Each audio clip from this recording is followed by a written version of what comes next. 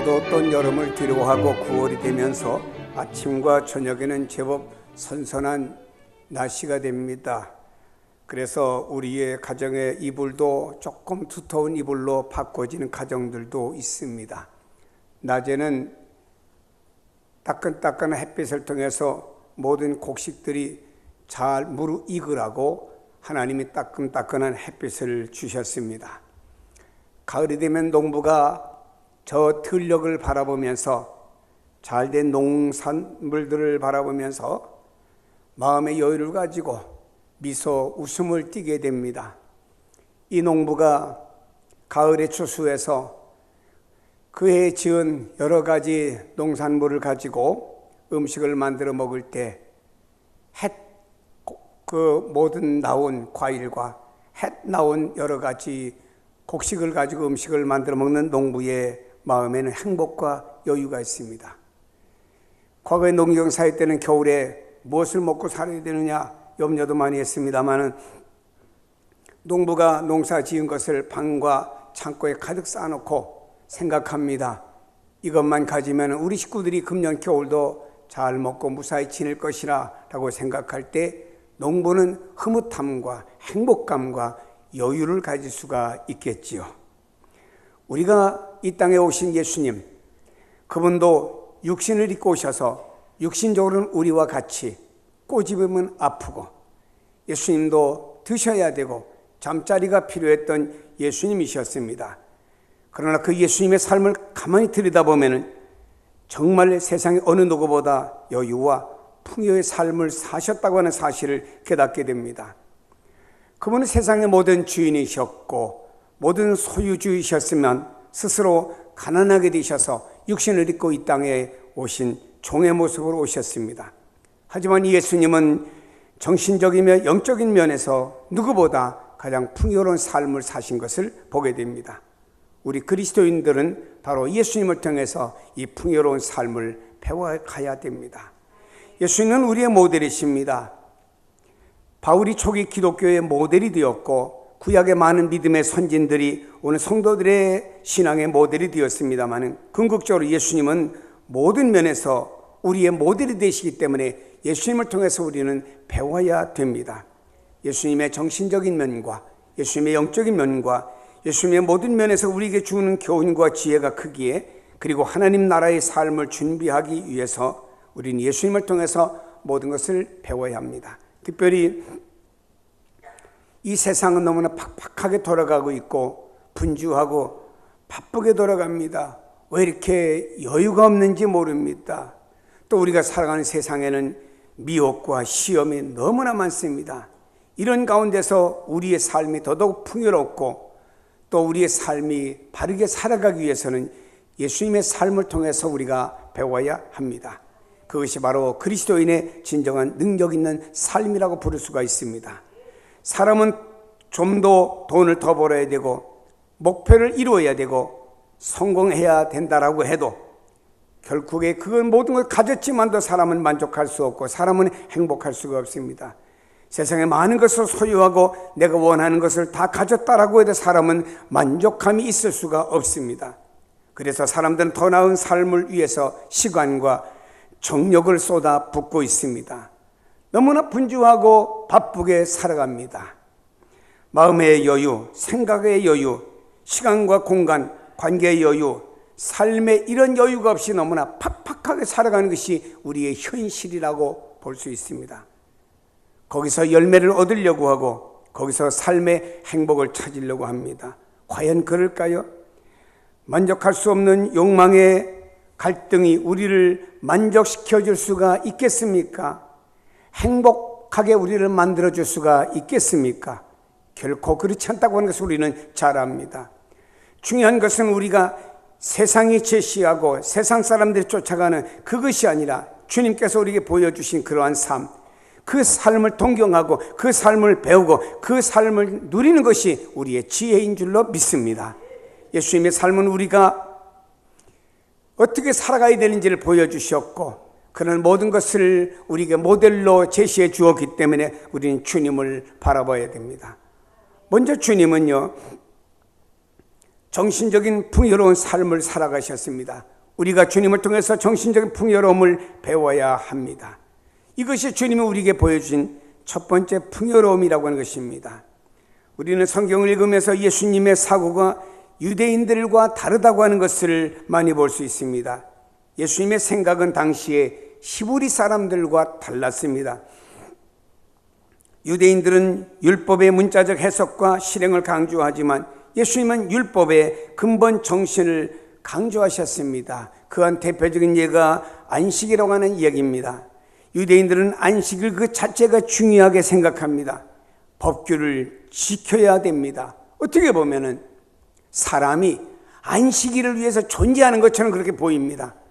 그러나 예수님은 말씀하셨습니다. 안식일이 사람을 위해서 있는 것이라고 하시면서 사람을 더 중요하게 말씀하신 거예요. 똑같은 안식일 문제를 놓고도 예수님과 당시 유대인들과의 전혀 다른 모습을 우리가 볼 수가 있습니다. 사람들은 진정한 행복을 먹고 마시는 데서 찾으려고 합니다. 예수님을 따르는 목적도 그러한 것들을 얻고자, 더 풍성히 얻고자 예수님을 따르는 사람들이 있습니다. 그러나 예수님은 참된 행복이 무엇이냐? 마태복음 5장에 우리에게 말씀하고 있습니다. 마음이 가난하고 애통하는 사람이 복이 있고, 온유한 사람이 복이 있고, 의에 줄이고 목마른 사람이 복이 있고, 긍휼히 여기는 사람이 복이 있고, 마음이 청결한 사람과 화평을 이루는 사람과 의를 위해 핍박을 받는 사람이 진정한 행복이 있다라고 말씀하고 있습니다. 생각이 다르지요. 이것은 궁극적인 가치관의 차이라고 볼 수가 있습니다. 진정한 가치를 주님은 하나님 나라에 두셨습니다. 거기에 참된 행복을 찾으셨고, 주님의 모든 메시지는 하나님의 나라에 관한 메시지로 말씀한 것을 우리가 성경에서 너무나 많이 볼 수가 있습니다. 본문에서 예수님을 말씀하십니다. 너희는 먼저 그의 나라와 그의 의를 구하라고 말씀하고 있습니다. 당시의 모든 사람들은, 아니 오늘날도 마찬가지입니다. 사람들이 먹고 마시는 데 관심이 있습니다. 그건 당연한 거예요. 의식주를 비롯한 인간의 생리적인 욕구가 가장 기본적인 것입니다. 사람은 이것을 얻고 누려야 되지요. 이것이 되지 않고는 다음 차원의 삶으로 넘어갈 수가 없습니다. 이것을 가장 잘 설명해 준 사람이 메슬로라고 하는 사람의 욕구의 단계설입니다. 사람은 기본적으로 5가지 욕구를 가지고 있다고 말합니다. 첫째로는 생리적인 욕구, 두 번째는 안전에 대한 욕구, 세 번째는 소속감과 애정에 대한 욕구, 네 번째는 존경에 대한 욕구, 다섯 번째는 자아 실현에 대한 욕구라고 말했습니다. 분명한 것은 생리적인 욕구, 먹고 마시는 차원이 먼저 채워져야만이 그 다음 단계인 안정에 대한 욕구가 이루어진다고 하는 것 아니겠습니까? 그러므로 사람이 먹고 마시고 입고 하는 문제는 가장 기본적이면서도 중요하지요. 그러나 예수님은 하나님의 나라의 의, 하나님의 나라에 대한 행복을 우선순위로 먼저 두셨다라고 하는 것입니다. 예수님은 우선순위가 있으셨기에 광야에서 40일 금식기도하고 난 다음에 제일 먼저 사람의 욕구는 먹고 마시는 건데, 사탄이가 돌 가지고 떡을 만들어 먹으라고 할 때 물리치셨어요. 다음에 두 번째 사람의 세 번째, 네 번째 욕구는 존경에 대한 욕구입니다. 너를 성전 꼭대기에 예수님을 올려다 놓고 뛰어내리라. 그럼 하나님께서 너를 머리털은 다치지 않도록 보호하실 것 아니냐? 주님은 물리치셨습니다. 마귀가 말합니다. 내게 절 한 번만 하면은 천하만국을 내게 주겠다고 유혹했습니다. 그러나 주님은 그런 모든 이런 욕구, 다양한 욕구가 주님께 다가왔지만 주님은 다 거절하셨습니다. 이유는 뭔가요? 주님은 철저하게 이 땅에 사셨지만 하나님의 나라를 최우선의 가치로 두셨고, 하나님의 나라에 대한 정신이 그 속에 가득 차 있기 때문이라고 하는 것입니다. 바로 그것이, 그런 가치관과 그런 주님의 정신이 주님의 모든 삶을 풍요로운 삶으로 만들어 주었다고 하는 것을 우리는 볼 수가 있습니다. 우리의 인생 살면서 우리의 가치관의 최우선순위가 어디에 있는가를 한번 확인해 보아야 됩니다. 그리고 변함없이 이 가치관 중심으로 보고 생각하고 분별하고 행할 수 있는 우리가 되어져야 됩니다. 그리할 때 우리는 마음과 정신의 풍요로운 삶을 살아나갈 수가 있는 것입니다. 삭개오라는 인물을 보세요. 예수님을 만났습니다. 예수님을 만나기 전에 수단 방법을 가리지 않고 돈을 모았습니다. 돈이 자기의 행복이었고 가치였고 그 돈으로 말미암아 와지는 지위가 많은 사람은 또 존경을 받는 줄로 그렇게 생각을 했습니다. 그러나 주님을 만났습니다. 주님을 만난 다음에 이 삭개오가 주님 앞에 뭐라고 고백합니까? 삭개오가 서서 주께 여짜오되 주여 보시옵소서. 내 소유의 절반을 가난한 자들에게 주겠사오며 만일 누구의 것을 속여 빼앗은 일이 있으면 네 갑절로 갚겠나이다. 이것이 주님을 만난 사람의 능력이었습니다. 다시 말해 삭개오는 말합니다. 더 이상 물질에 더 이상 세상 가치에 집착하지 않겠다고, 이것을 과감히 내려놓겠다고 하는 삭개오의 고백이 아니고 무엇이겠습니까? 그리고 우선순위를 하나님의 나라의 가치에 두는 사람이 아니겠습니까? 하나님 나라의 삶을 살게 됩니다. 이것이 능력이라고 하는 것입니다. 사랑하는 여러분이, 우리는 기억해야 됩니다. 우리는 먼저 정신적인 풍요로움이 있어야 돼요.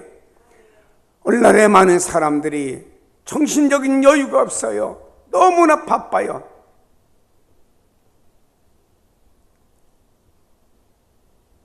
어떤 사람은 유럽에 가보니까 아파트 발코니가 조그맣게 있어요. 조그만 테이블 하나 놓고 두 부부가 조그만 의자를 하나 놓고 커피 한 잔을 끓여가지고 밖을 바라보며 지나가는 사람을 바라보며 뭔가 대화를 나누며 그 커피를 조금씩 마십니다.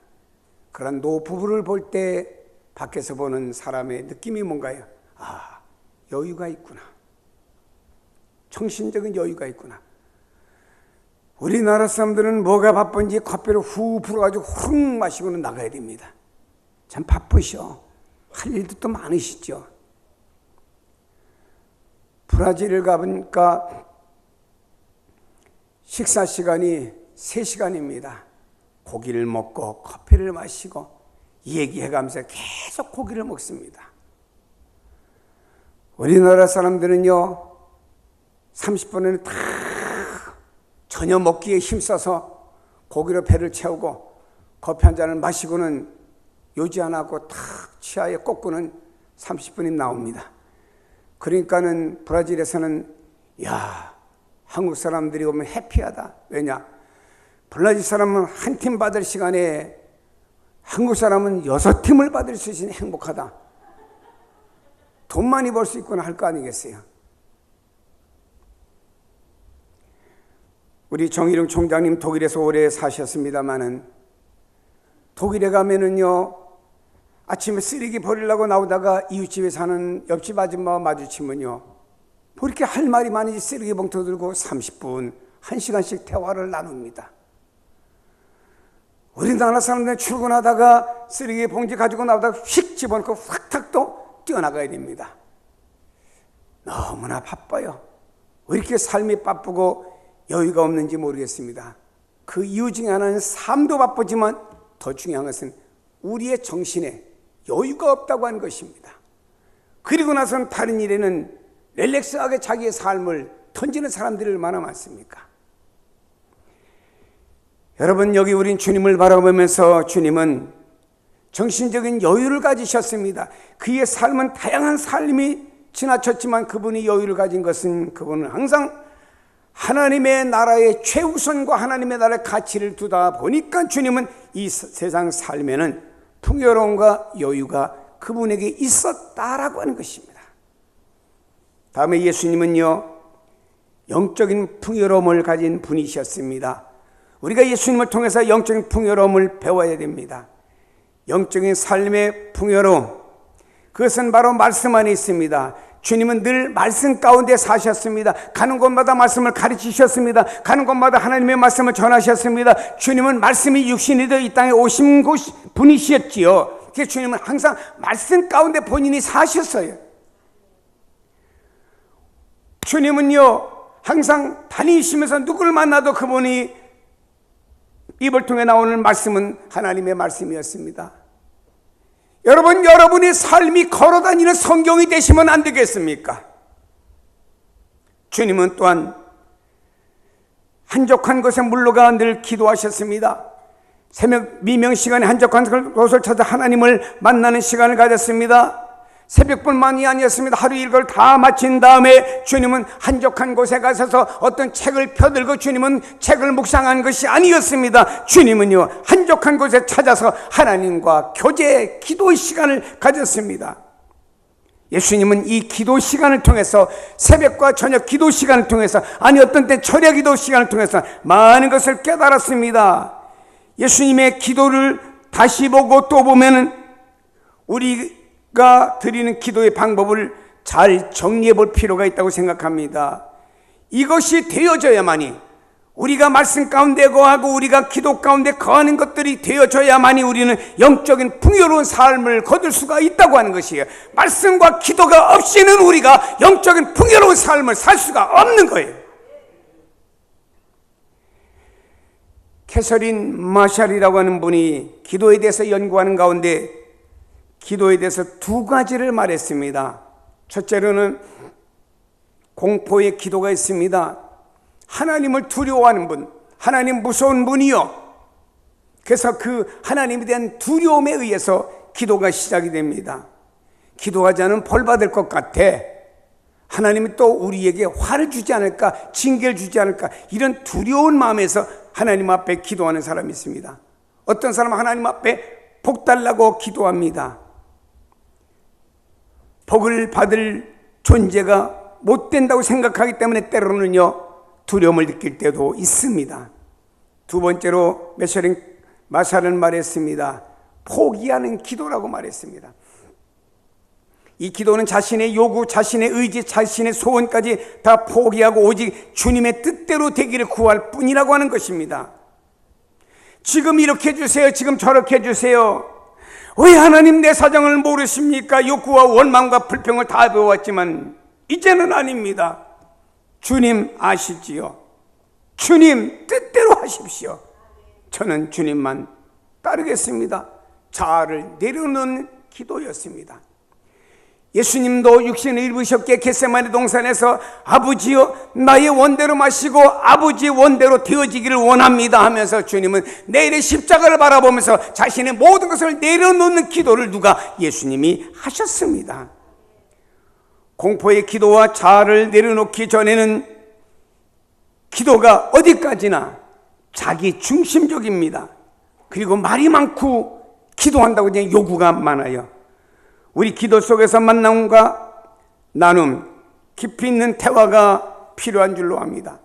때로는 우리가 부르짖어 하나님 앞에 기도해야 됩니다. 다윗의 자손 예수의 나를 불쌍히 여기소서 기도해야 됩니다. 때로는 명상에 잠겨 마음 깊은 곳에서 들려오는 성령님의 음성을 들을 수 있는 깊은 기도가 필요합니다. 아버지와 마주 앉아서 자녀가 진지하게 대화하되 조용조용히 소파에 앉아서 대화 나누듯이 말입니다. 때로는 이런 기도가 필요합니다. 하나님 앞에 부르짖어야 될 기도도 필요하지만 때로는 하나님과 깊이 있는 부자간의 대화를 나누듯이 이런 대화 나누는 기도가 필요합니다. 그래서 그분의 뜻을 깨닫고 또 이런 하나님의 은혜를 받아야죠. 부자간의 대화하다 보니까는 아버지가 아들의 생각이 이렇구나, 그래 참 네가 그런 생각이 있구나. 또 아들이 우리 아버지 생각이 이렇구나, 서로 수용하고 이런 대화를 나누듯이 아버지 나도 이런 생각을 가지고 있습니다. 우리 하나님 아버지께서 그래 내가 그런 생각을 가지고 있구나, 하나님 내가 이런 생각을 가지고 있는데 이제 포기하고 아버지의 생각에 나를 수용하기를 원합니다. 이렇게 뭔가 대화하듯이 교제하듯이 또 때로는 하나님이 내 안에서 성령님이 들려주신 그 음성을 듣는 이런 시간이 우리에게도 필요하지 않겠습니까? 이때 우리는 영적으로 풍성한 시간을 가지게 되고 영적인 풍요로운 삶을 살 수 있는 줄을 믿기를 축복합니다. 여러분요, 기도의 훈련을 그렇게 하세요. 통성으로 하나님께 기도를 드려야 될 때와 하나님과 깊이 만나는 기도, 이것을 분별하고 특별히 하나님과 깊은 만남의 기도를 드리는 훈련도 필요합니다. 거기서 우리 영적인 풍요로운 삶을 얻게 됩니다. 그리고 현실을 넘어 또 다른 세계를 향하여 시간과 공간의 체험도 필요합니다. 우리는 예수님의 영적인 삶의 풍성함을 현실을 넘어 또 다른 세계를 향하여 가는 시간과 공간을 가지시는 예수님의 모습에서 발견해야 됩니다. 예수님은요, 우러러 하나님을 바라보셨어요. 예수님은요, 십자가에 달리셔서도 그 백성들이 자기를 향해 어떻게 하는 걸 바라보지 아니하시고 먼저 저 하늘을 우러러 바라보셨다고 하는 것은 오늘 현 시간과 공간을 넘어서 하나님의 세계를 바라보신 주님의 모습이 아니겠습니까? 예수님께서 예루살렘으로 가셔서 십자가를 지셔야 하시기에 예수님께서 결정을 하시는 일 하나가 바로 변화산에 가시는 일이었습니다. 변화산은 예루살렘 방향으로 있는 것이 아니고 반대편 북쪽 헬몬산 중턱에 있습니다. 주님께서 그곳으로 가신 것은 당신이 지셔야 될 십자가에 대해서 하나님의 종들과 깊은 대화를 나누기 위해서입니다. 모세를 만납니다. 엘리야를 만나서 대화를 합니다. 베드로는 그 관계가 너무나 감격해서 주님이여 이곳에 초막셋을 짓고 영원히 이곳에 머물러 삽시다 라고 했습니다. 그러나 주님은 현실을 넘어 다른 세계 속으로 들어가셔서 당신이 앞으로 해야 될 일에 대한 진정성과 가치성을 의논하셨고, 그리고 주님께서는 아니다, 우리가 다음에 또 하나님의 계획을 향하여 가야 된다고 주님은 말씀하지 않았습니까? 이런 영적인 체험이 우리 안에 깊이 있어야 됩니다. 사랑하는 여러분, 현실에 안주할 것이 아닙니다. 우리의 문제를 가지고 우리의 목청을 높여서 주여 주여만 할 것이 아닙니다. 우리를 향하신, 나를 향하신 하나님의 뜻, 하나님의 일을 위하여서 주님과 깊이 만나고 또한 다른 세계에 체험하는 여유와 넉넉함을 가지는 우리가 되어져야 된다고 하는 것입니다. 변화산은 아닐지라도 하나님과 만날 수 있는 장소가 얼마나 많습니까? 기도원도 있고 조양관, 수양관도 있고 교회 기도실도 있을 수가 있고 여러분 가정에 조용한 방이 있을 수도 있습니다. 이러한 풍성한 삶은 세상 사람들은 꿈에도 꿀 수 없는 일입니다. 말로 설명해도 알아들 수 없는 일입니다. 체험하지 않은 사람은 이해할 수 없고 그 깊이와 여유를 맛볼 수가 없습니다. 이것은 누가 합니까? 바로 영적인 깊이와 여유를 가져본 사람만이 알 수가 있습니다. 진정한 그리스도의 능력은 바로 이게 능력이에요. 주님은 우리의 풍요로운 영적인 삶을 누리기를 원하고 있습니다. 우리에게 보여주셨고 우리가 이것을 배워야 됩니다. 성도 여러분, 주님 닮아서 영적으로 풍요로운 삶을 사십시다. 중요한 것은 물질보다 더 풍요로움이 있다는 사실을 배우고 가셔야 됩니다. 주님께서는 우리에게 보여주신 진정한 풍요로움의 하나는 작은 여유를 즐기셨다는 모습입니다. 주님은 외적으로 볼 때 부자도 아니셨습니다. 그러나 주님은 가장 풍요하게 사셨습니다. 주님은 진정한 부자셨습니다. 그러면서 한편으로 주님은 가난하셨습니다. 고린도 후서 8장 9절에 보니 우리 주 예수 그리스도의 은혜를 너희가 알거니와 부유하신 이로써 너희를 위하여 가난하게 되심은 그의 가난함으로 말미암아 너희를 부유하게 하려 하심이라고 말씀하고 있습니다. 주님의 삶 그 자체가 가장 풍요로운 삶을 사셨고 주님은 진정한 행복이 무엇인지를 아셨다고 하는 것입니다. 자기에게 주어진 것에 감사하고 만족하면서 여유와 가치를 누리는 사람이라고 하면 여러분도 가장 풍성한 삶을 살 수 있다고 하는 것을 믿기를 바랍니다. 오늘 우리가 어떤 세상의 것들을 보고 누리기를 원합니다. 누렸습니다. 그러나 그것이 만족이 못 되잖아요. 과거에 우리나라의 삶을 보면은요, 수십 년 전만 해도 우리나라는 여러 가지 문화나 환경적인 면으로 열악했습니다. 아니, 더 올라가면요, 다음 아침을 위해서 오늘 저녁에 고민을 해야 되는 세대도 있었습니다. 그러나 오늘날은 이런 것들이 초월되고 누려지는 문화의 삶이 얼마나 좋습니까? 만족하십니까? 왠지 앉아도 한숨이 나오고 왠지 우리 입가에 미소보다는 어이없고 하는 내용들이 나오고 있지 않습니까? 그러나 여러분, 이런 삶 속 현실 속에서 우리는 이런 물질보다 더 풍요로움을 배우고 알아야 됩니다. 주님 말씀했습니다. 너희는 먼저 그의 나라와 그의 의를 구하라. 세상의 모든 건 더해주겠다. 이것은 뭔가요? 세상의 모든 것을 더 받기 위해서 그의 나라와 그의 의를 구하는 것이 아닙니다. 오늘 우리는 먼저 우리 안에는 그의 나라와 그의 의를 구하는 먼저 이런 풍요로움이 우리 안에 있어야 된다고 하는 말씀이시고, 그 나머지는 주님이 알아서 하실 차원의 내용이라고 하는 것 아니겠습니까? 성도 여러분, 우리가 이 시대를 살면서 또 앞으로 살아가야 될 날들이 얼마나 많습니까? 누가 나한테 메일을 보냈어요. 그레튼이라는 사람은 런던 비즈니스 스쿨의 교수입니다. 이분이 쓴 글이 아주 요즘 유명하게 떠돌아다니고 있습니다. 내용은 변형자산이라고 하는 것입니다. 사람이 학교를 다닙니다. 다음에 직장을 다닙니다. 은퇴를 합니다. 3단계로 나누어서 인생의 프레임을 짜야 된다고 말했습니다. 앞으로는 100세 시대를 바라보면서 왜 사람들이 그냥 살다가 그냥 나중에 은퇴하고 또 나이 들어서 그냥 침대에 누워있고 허송세월하며 인생을 사냐 이거예요. 아니고 100세 시대를 바라보면서 인생에 대한 프레임을 짜야 된다. 이것이 지혜로운 사람의 삶이라고. 여러분이 인터넷만 들어가도 이 글이 쫙 많이 나옵니다. 그분은 이런 말을 했습니다. 100세 시대의 긴 인생의 여정을 행복하게 살기 위해서는 가족, 친구, 건강, 유연함과 다양함의 무형자산이 필요하다. 우리가 살아가는 데는 유형자산도 필요합니다. 먹고 마시고 입고 유형자산도 필요합니다만, 그러나 무형자산, 또 우리가 미래에 어떻게 변화될지 모르는 변형자산을 우리가 어떻게 관리할 것이냐에 따라서 우리 인생 100세 시대의 삶이 달라진다고 하는 것을 말씀했습니다.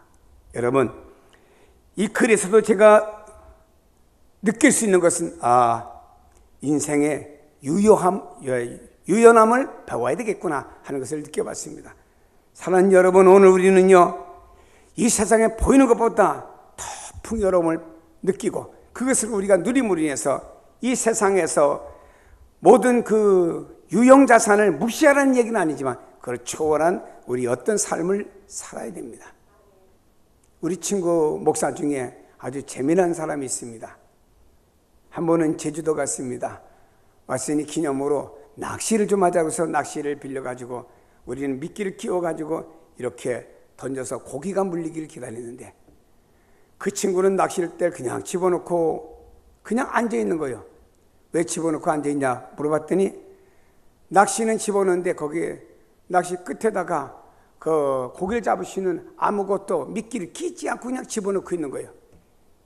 그래서 우리가 말했습니다. 이 사람아, 하루 종일 당신이 있어도 고기 한 마리도 안 걸려. 그랬더니 날 보고 하는 말이, 친구야, 낚싯대를 탁 넣고 기다리니 이 유연함과 여유가 얼마나 마음에 즐거우냐. 나는 고기를 잡아야 되겠다고 고기가 왜 안 무냐고 바등바등 하고 있는데, 그 친구는 빈 낚시를 뜩 집어넣고 좋구나 강태공 사춘같이 기다리고 있는 거예요. 다시 말해 여유로움이 있다라고 하는 것입니다. 인생 각박하게 살다가 시간 흘러가면 내 인생은 참 각박하게 살다 보니 오늘 현실에는 뭐야? 아무것도 없어. 이럴 때가 있지 않습니까?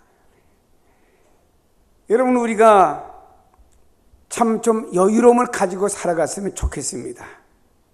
가정에서도 저녁이면 식구들이 둘러앉습니다. 오손도손 얘기하면서 밥 먹고 좋은 시간 갖고 부모님들의 하루의 이야기라든지 애들의 이야기를 들으면 얼마나 좋겠습니까? 부모가 아이들만 야야 빨리 먹고 가, 공부해! 그럼 싹탕 먹고 공부하러 갑니다. 밥 먹는 시간은 줄였다고 봅시다. 엄마한테 한 소리 듣고 지방에 들어갔는데 공부가 머리가 들어가겠습니까? 그 머리가 정리되는 시간이 1시간이 될 수 있고 2시간이 될 수 있어요. 차라리 식탁에 앉아 이런 얘기 저런 얘기하면서 아이에게 풍요로움과 정신적인 여유를 갖게 만들어주고 나서 짧은 시간을 공부한다고 해도 그 아이가 더 머리가 정리된 상태에서 좋지 않겠어요? 우리 삶이 좀 이렇게 좀 나가야 된다 이 말이에요. 저는 이 설교를 사실은 저한테 하는 설교입니다. 제가 진짜 여유 없이 살아가요. 아침 꼭두 새벽부터 시작해가지고 저녁 밤중까지 말입니다. 또 찾아와요. 어제는 어떤 목사님들이 또 찾아와서 밤 12시 5분 전까지 또 대화하다 또 갔어요. 그러니 나의 시간이라고 하는 환경에서 다 뺏겨버리니까는 여유가 없어요. 말씀을 놓고도 묵상하고, 그래, 주님이 이렇게 말씀하셨지. 하나님 앞에 부르짖어 기도도 하지만 앉아서 주여 하고 내 안에 계신 주님과 더불어서 깊이 대화하는 이런 시간도 좀 몇 시간씩 가지면 얼마나 좋겠습니까? 여러분의 삶에 너무나 여유가 없어요. 여러분 세상 삶을 내가 뛰고 노력함으로써 얻어지는 건 있을는지는 몰라도 우리 안에 너무너무 바쁜 인생의 삶을 살아가야 됩니다. 그보다 더 풍요로움이 우리 안에 있음을 배우시고, 그런 삶을 남은 날 동안에 살아갈 때도 여러분 삶 속에 이루어지기를 주의 이름으로 축복합니다. 주님을 통해서 우리는 사랑의 풍요로움을 배워야 됩니다. 예수님은 사랑의 극치로서의 풍성함을 우리에게 보여주셨습니다. 주님은 용납할 줄 아셨고 다른 사람을 위해 당신의 자유를 제한할 줄 아셨습니다. 내게 주어진 자유를 마음껏 누리는 것도 행복하지만 다른 사람을 위해 나의 자유를 내가 제한할 수 있는 것도 능력입니다. 더 큰 행복이죠. 죄인들을 위해서 자신을 희생할 줄 아셨던 주님, 우리가 그 주님을 바라보아야 됩니다. 이 주님을 우리가 배워야 됩니다. 여유와 풍성한 삶이 있는 사람들은요, 양보하고 용납하고 다른 사람들을 위해서 자신의 자유를 제한할 줄 알아야 된다라고 하는 것입니다. 전라북도에 가면 이렇게 기억자로 된 교회가 있습니다. 그 교회 이름은 금산교회입니다. 그게 역사를 보니까 조독삼 장로님이라는 분이 있고 이자익 장로님이라는 분이 있습니다. 다시 말해 이자익 장로님은 조독삼 장로님 집에서 모섬살이하면서 마부였습니다. 주인과 모섬이 당시에 양반과 쌍놈이 있던 시절의 말입니다. 주인과 모섬이 한 교회를 나갔습니다. 근데 장로 투표를 했는데 이 자익이라는 모섬이 장로가 되고 주인이었던 조독삼 씨는 떨어졌어요. 주인이 떨어졌는데도 불구하고 이 자익 장로님을 만날 때마다 주인은 모섬을 보고 장로님 호칭해드렸어요. 나중에 가서 또 조독삼 장로님도 나중에 후에 가서 장로님 되셔서 두 분이 한 교회 주인과 모섬이 장로가 된 겁니다. 근데 조독삼인 주인이 말입니다. 장로님이 가만히 보니까 이자익 장로님이 너무너무 탁월해요. 그래서 주인이 경비 다 대줘가지고 신학 공부해서 평양신학교를 이자익 장로님이 평양신학교 졸업하게 하고 목사님이 된 다음에 조독삼 장로님은 자기 교회 담임 목사님을 모셨어요. 누구를? 머슴을. 당시의 시대로부터 그리스도의 사랑이 아니고는 할 수가 없는 것입니다. 사랑의 풍요로움을 배웁시다. 너무 각박하게 살아가지 마세요. 너무 팍팍하게 살아가지 마시고 사랑의 풍요로움을 좀 배웁시다. 물질적으로 가진 사람은 더 가지려고 합니다. 그 이유는 욕심 때문입니다. 그러나 정신적으로 영적으로 사랑의 여유를 가진 사람은 자유를 누릴 수가 있습니다. 사랑하는 여러분이요, 여유와 풍요는 많은 시간이 주어지기 때문에, 많은 물질과 조건이 주어지기 때문에 여유와 풍요가 있는 것이 아닙니다. 물질적인 풍요는 사람을 병들게 만들기가 쉽습니다. 그러나 정신적인 영적인 풍요는 우리를 더 강건하게 만들고 진정한 삶의 능력을 만들어주고 있습니다. 예수님의 삶에서 느끼는 그 능력은 주님께서 행하시는 이적과 기사로 인한 것만이 아니었습니다. 바로 주님 안에 있는 여유와 풍요가 있었기 때문입니다. 그것은 말씀과 함께 이적과 기사와 함께 능력이 되어 나타났습니다. 그리스도의 능력이 바로 여기에 있습니다. 세상 가치 속에 갇혀있는 정신이 아니라 하나님의 가치 속에서 나오는 사고와 시각, 하나님과 깊은 교제 가운데서 얻어지는 영적인 힘, 그리고 우리에게 주어지는 모든 것은 감사하고 누릴 수 있는 여유, 사랑할 수 있는 능력을 가질 때 우리는 진정한 그리스도인이고 능력 있는 그리스도인의 삶을 이 세상에서 살아갈 수가 있다라고 하는 것입니다. 한 폭의 그림이 있습니다. 그 그림 속에 그 나오는 인물은 누가 봐도 가난한 사람이에요. 거기에 보니 빵 한 조각을 놓고는 하나님께 감사 기도 드리는 그의 얼굴 모습 그림 속에서 뭔가 여유가 있습니다. 그의 가정의 주변의 모습은 좋은 가구가 있는 것도 아니었습니다. 어떻게 보면 그 빵 한 조각은 다 말라버린 것 같은 빵 한 조각을 놓고 그는 하나님 앞에 감사 기도드린 그의 모습 속에서 여유라고 하는 거 있죠. 한 폭의 그림이지만 그 사람 속에 바로 정신적인 여유가 있고 영적인 여유가 있기 때문에 그 사람은 그런 기도를 드릴 수 있는 사람이 아니겠습니까? 여러분, 우리 가정도 마찬가지입니다. 줄비하게 놓고도 감사할 수 없을 수가 있어요. 저는 어제 행사에 쭉 다니다 보니까 이기치 않게 아침도 뷔페를 먹고 점심도 뷔페를 먹고 저녁에도 뷔페를 먹게 되었습니다. 근데 하루 종일 뷔페를 먹다 보니까 내 속이 뷔페되는 것 같고 나중에는 음식을 봐도 반갑지가 않습니다. 또 먹어야 되나? 그러니 이거 티켓까지 왔으니 안 먹으니 본전이 아깝고 또 먹습니다. 그런가 하면 어떤 사람은 김밥 한 줄을 놓고도 토스트 하나를 놓고도 하나님께 감사하며 영적인 자유를 누리시는 사람이 얼마든지 있습니다. 사랑하는 여러분, 우리 그리스도인들이 진정한 이 능력은 주님께로부터 옵니다. 예수님 바라보시고 배우는 성도가 되기를 주 이름으로 축복합니다. 기도하십니다.